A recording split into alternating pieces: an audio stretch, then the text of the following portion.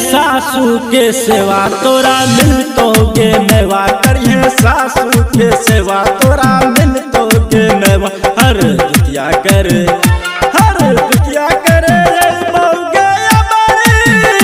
अपन पापा के रखिए गे पगड़ी, अब बेटी जाय दुतिया के नगरी, अपन पापा के रखिए गे पगड़ी, अब बेटी जाय दुतिया के नगरी, अपन पापा के रखिए गे पगड़ी, अपन पापा के रखिए गे पगड़ी,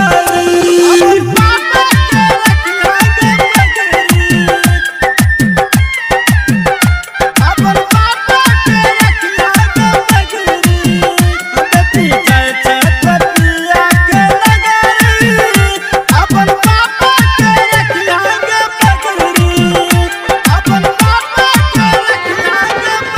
सुन सुन बेटी गीता कहो सचित प्रेमी पिता, सुन सुन बेटी गीता कहो सचित प्रेमी पिता। सासू